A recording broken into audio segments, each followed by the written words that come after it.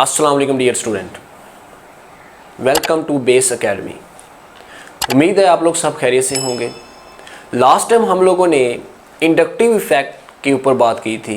Inductive effect के respect जो भी क्वेश्चन आते थे वो हम लोगों ने ऑलमोस्ट सब के सब डिस्कस किए थे। होप्स हो कि उनकी आपको समझ आ गई होगी।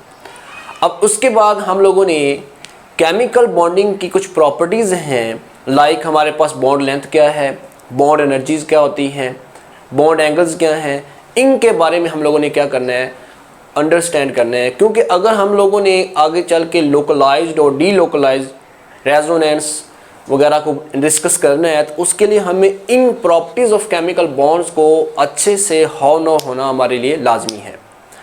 जब मैं आपको कोवलेंट बॉन्ड समझा रहा था तो उस टाइम मैंने आपको बताया था कि असल में जब दो एटम आपस में कोवलेंट बॉन्ड बनाने के लिए एक दूसरे के करीब आते हैं तो इसका न्यूक्लियस और इसका न्यूक्लियस यानी इसका पॉजिटिव न्यूक्लियाई और इसका न्यूक्लियाई एक दूसरे को रिपेल कर रहे होते हैं, इसके इलेक्ट्रॉन और इसके इलेक्ट्रॉन एक दूसरे को रिपेल कर रहे होते हैं।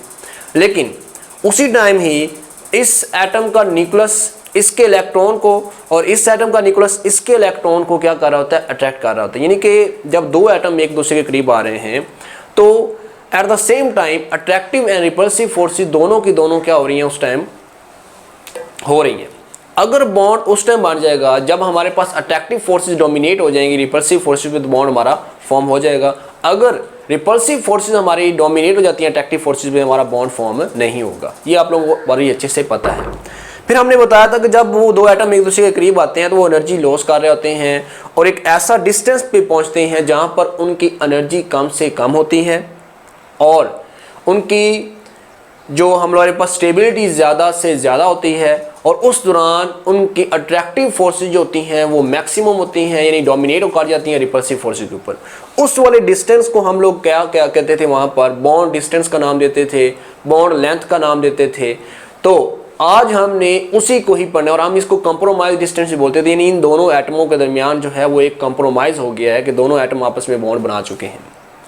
अब उसी को ही हम लोगों ने यहाँ पर डिस्कस करना है। तो सबसे पहला हमारी प्रॉपर्टीज ऑफ केमिकल बॉन्ड में जो फर्स्ट हमारा जो मैंने कॉन्टेक्ट इसमें लिया है वो है बॉन्ड लेंथ। हमने बॉन्ड लेंथ को देखना है। देखिए ये बॉन्ड कब बनता है, जब दो एटम आपस में क्या करते हैं, ओवरलैप करेंगे। कोवलेंटली बॉन्ड आपस में, कोवलेंट बॉन्ड जो बनाने के दोनों आपस में ओवरलैप करेंगे। अब इस एटम के न्यूक्लियस और इस एटम के न्यूक्लियस के दरमियान जो इंटर न्यूक्लियाई डिस्टेंस होगा उस डिस्टेंस को आप बोलेंगे बॉन्ड लेंथ।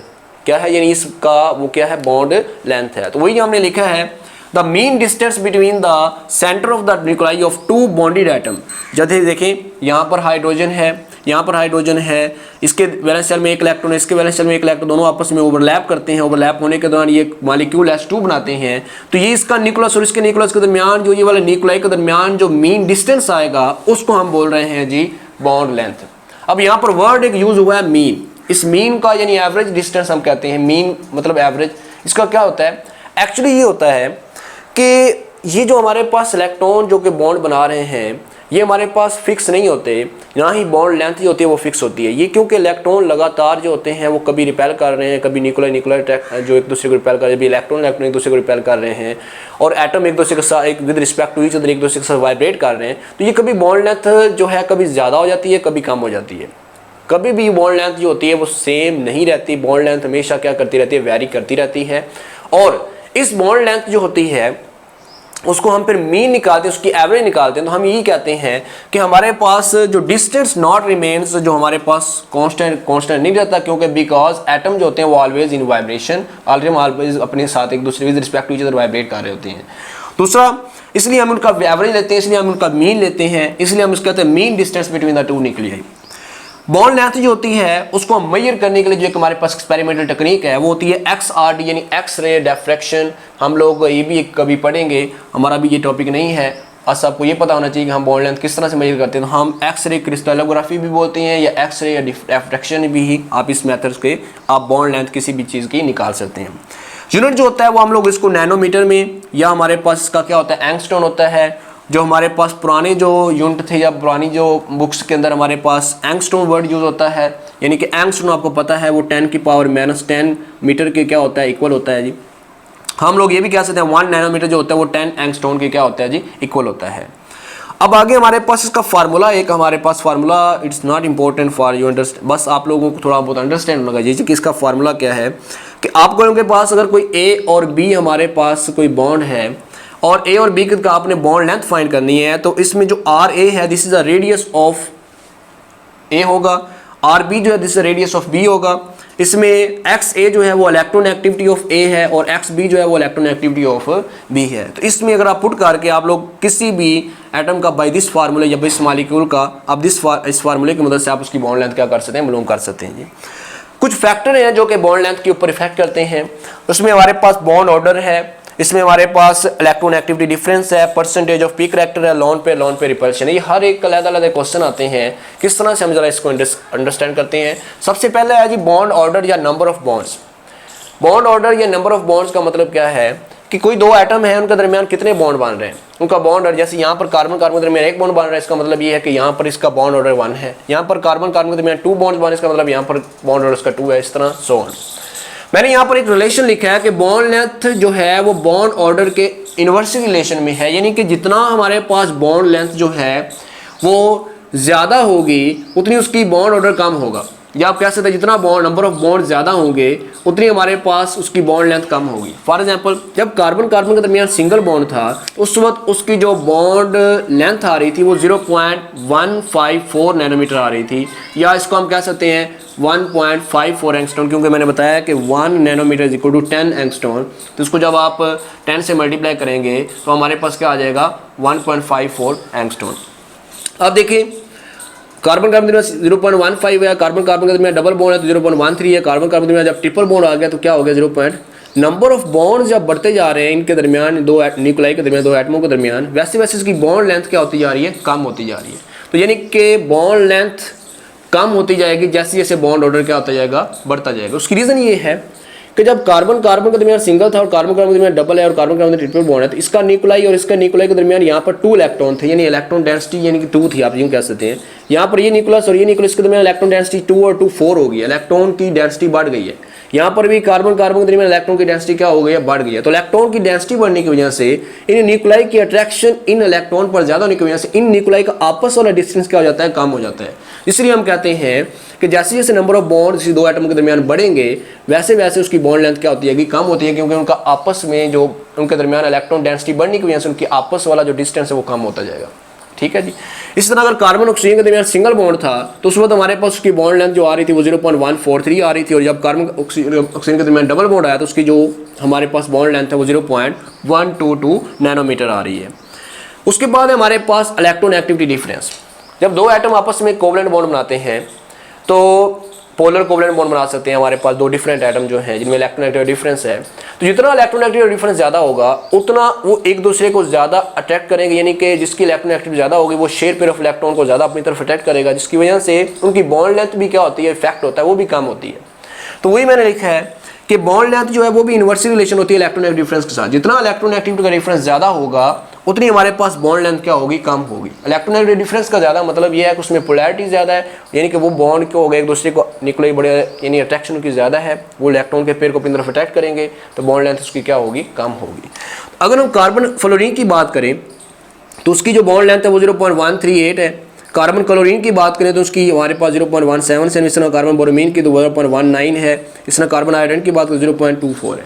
यानी हमारे पास फ्लोरीन और कार्बन की इलेक्ट्रॉन एक्टिव फ्लोरीन और कार्बन की इलेक्ट्रॉन एक्टिविटी में काफ़ी ज़्यादा फर्क था, इस वजह से इसकी बॉन्ड लेंथ क्या थी, कम आई। इस तरह क्लोरीन की इलेक्ट्रॉन एक्टिविटी कम होती है, फिर बोरोमीन की कम होती है, फिर आयोडीन की कम होती है। जैसे जैसे इलेक्ट्रॉन एक्टिविटी का डिफरेंस हमारे पास कम हो रहा है तो उसकी बॉन्ड लेंथ जो है वो क्या होती जा रही है, बढ़ती जा रही है। तो इलेक्ट्रॉन एक्टिविटी डिफरेंस जैसे जैसे कम होता जा रहा है उनकी इलेक्ट्रॉन जो बॉन्ड लेंथ है वो हमारे पास क्या होती जा रही है, बढ़ती जा रही है। यहाँ पर 0.138, यहाँ पर 0.177, 0.194 और 0.214, यानी कि बॉन्ड लेंथ बढ़ती जा रही है। होप सो कि ये भी आपको समझ आ गया। नेक्स्ट है परसेंटेज ऑफ पी करैक्टर।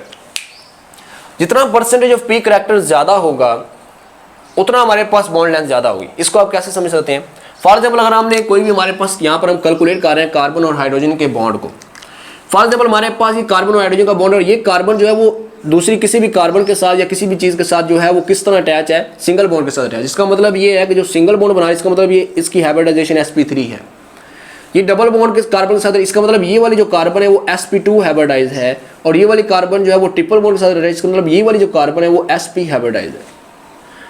अब इसमें p करैक्टर ज्यादा होने की वजह से इसकी जो कार्बन हाइड्रोजन की बॉन्ड लेंथ होगी वो सबसे ज्यादा होगी।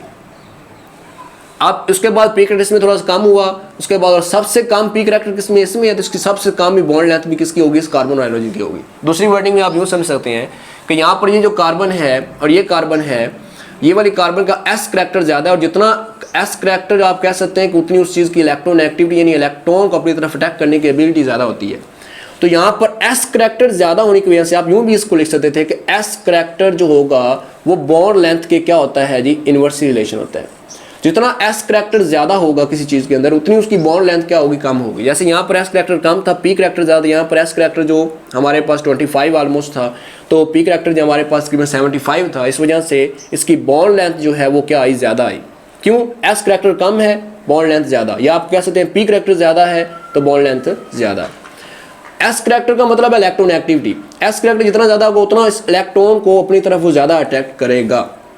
ठीक है जी। आगे जी लोन पे रिपल्शन, लोन पेयर भी इफेक्ट करते हैं जी हमारी बॉन्ड लेंथ के ऊपर। जैसे मैंने एग्जांपल आप यहाँ पर लिखी, जैसे N2F4 और N2H4 हो, तो मैं इसको ज़रा यहाँ पर बनाऊँ, N है और ये F4 है, यानी इसके चारों तरफ फ्लोरीन लगे हुए हैं। तो क्या हो रहा है, इसके ऊपर भी एक लोन पेयर, इसके ऊपर भी लोन पेयर। यहाँ पर एक तो ये हो रहा है कि इन दोनों के दरमियान लोन पेयर की रिपल्शन होने की वजह से ये एक दूसरे से दूर जाएंगे। दूसरा, यहाँ पर अगर आप देखें तो यहाँ पर ये लोन पेयर है और ये वाला इसके इनके ऊपर भी 3 लोन पेयर हैं, तो ये एक दूसरे को फिर से क्या करेंगे, रिपेल करेंगे, यानी कि इनकी रिपल्शन की वजह से यहाँ पर इनकी बॉन्ड लेंथ में क्या होना है, इजाफा होना है, यानी एक दूसरे से ये न्यूक्लियर दूर जाने की कोशिश करेंगे। तो आप कह सकते हैं जितनी लोन पे रिपल्शन ज़्यादा उतनी बॉन्ड लेंथ भी ज़्यादा। लेकिन यहाँ पर आप देखें तो यहाँ पर रिपल्शन हुई, लेकिन यहाँ पर कोई ऐसा इफेक्ट नहीं हो रहा। इसका मतलब है आप कह सकते हैं कि N2F4 की जो बॉन्ड लेंथ होगी वो ज़्यादा होगी एज कम्पेयर टू N2H4 के। सही है, ये एक बहुत ही इंपॉर्टेंट क्वेश्चन है, इसी के साथ रिजेंबल कर रहा था, तो मैंने इसलिए इसको एक फैक्टर बना दिया। आपके पास अब फ्लोरीन, क्लोरीन, बोरोमीन और आयोडीन दिया होता है, और आपसे कहा जाता है कि आप इसको अरेंज करें on the basic of bond length, किसी बॉन्ड लेंथ कम है या इंक्रीजिंग ऑर्डर से या डिक्रीजिंग ऑर्डर से, किसी तरह भी आपको कहते हैं, तो आप किस तरह से इसको करेंगे। अगर आप इलेक्ट्रॉन एक्टिविटी रेफरेंस से बात करें या इलेक्ट्रॉन एक्टिविटी के हिसाब से बात करेंगे, तो आप कहेंगे जी जो फ्लोरीन है इसकी बड़ी ज़्यादा इलेक्ट्रॉन एक्टिविटी ने बड़े स्ट्रांगली से दोनों फ्लोरीन ने एक दूसरे के जो इलेक्ट्रॉन को अपनी तरफ अटैक किया होगा और ये जनाब बड़ा स्ट्रॉन्ग बॉन्ड बनाए होंगे, यानी कि इसकी बॉन्ड लेंथ कम होनी चाहिए। फिर उसके बाद क्लोरीन की ज़्यादा होनी चाहिए, उससे ज़्यादा बोरोमीन की उससे ज़्यादा होनी चाहिए, और आयोडीन की इससे ज़्यादा होनी चाहिए। यानी आपके हिसाब से ये होना चाहिए ट्रेंड कि फ्लोरीन की बॉन्ड लेंथ सबसे कम, उसके बाद क्लोरीन की ज़्यादा, उसके बाद बोरोमीन की ज़्यादा, उसके बाद आयोडीन, यानी कि ये हमारे पास इंक्रीजिंग ऑर्डर में मैंने लिखा है। तो ये आपका ऑर्डर जो है वो इनकरेक्ट है, यानी कि ये आपका ऑर्डर गलत हो जाएगा। होता ये है कि जब यहाँ पर बॉन्ड लेंथ हमारे पास होती है तो सबसे कम बॉन्ड लेंथ होती है क्लोरीन की, उससे कम होती है जी हमारे पास, उससे थोड़ी ज़्यादा होती है बोरोमीन की, और बोरोमीन के बाद आता है, यानी कि ये फ्लोरीन शिफ्ट होकर इधर आ जाता है, उसके बाद आता है फ्लोरीन, और उसके बाद कौन आता है, ये हमारे पास iodine. This is a correct relation. ऐसा क्यों हुआ, क्योंकि जो हमारा फ्लोरीन था, ये हमारे पास फ्लोरीन है, ये वाला फ्लोरीन और ये वाला फ्लोरीन। अब इसमें क्या है, इसका फ्लोरीन का एक तो साइज़ बहुत स्मॉल है, इसका साइज़ बहुत स्मॉल है, वेरी स्मॉल साइज़ होता है। दूसरा, यहाँ पर इनके दरमियान लोन पे के दरमियान यानी कि ये रिपल्शन बहुत ज़्यादा होगी, साइज स्मॉल होने की वजह से ये लोन पे के दरमियान रिपल्शन ज़्यादा होगी, इसका बॉन्ड लेंथ बढ़ जाएगा, इसका बॉन्ड लेंथ क्या हो जाएगा, बढ़ जाएगा। तो हम लोग ये कहेंगे कि हमारे पास क्लोरीन की बॉन्ड लेंथ सबसे कम, उसके बाद बोरोमीन की ज़्यादा, उसके बाद फ्लोरीन की ज़्यादा, और उस सबसे ज़्यादा फिर किसकी होती है, आयोडीन की होती है। इसी तरह इनका बॉन्ड एनर्जी हम आगे जब पढ़ने लगे हैं तो बॉन्ड एनर्जी का रिलेशन यही होगा, हम वहाँ पर बॉन्ड एनर्जी के हिसाब से बताएंगे क्लोरीन की बॉन्ड एनर्जी कितनी है, फ्लोरीन की बॉन्ड एनर्जी कितनी होती है, किस तरह हम बॉन्ड एनर्जी के हिसाब से इनको हम यही रिलेशन हम बनाएंगे। तो होप्स हो कि ये आपका बॉन्ड लेंथ के रिस्पेक्टिव जितने भी क्वेश्चन थे या जितने भी हमारे पास इसमें कन्फ्यूजन थी वो हमने यहाँ पर इसको डिस्कस किया है। तो अभी हम डिस्कस करते हैं जी बॉन्ड एनर्जी को, और फिर बॉन्ड लेंथ और बॉन्ड एनर्जी को एक दूसरे के साथ कोरिलेट करेंगे, किस तरह से बॉन्ड लेंथ ज़्यादा हो तो बॉन्ड एनर्जी जो होती है वो कम होती है, और बॉन्ड एनर्जी अगर ज़्यादा हो तो बॉन्ड लेंथ कम होती है। इस चीज़ को भी हम अच्छे से अंडरस्टैंड करते हैं।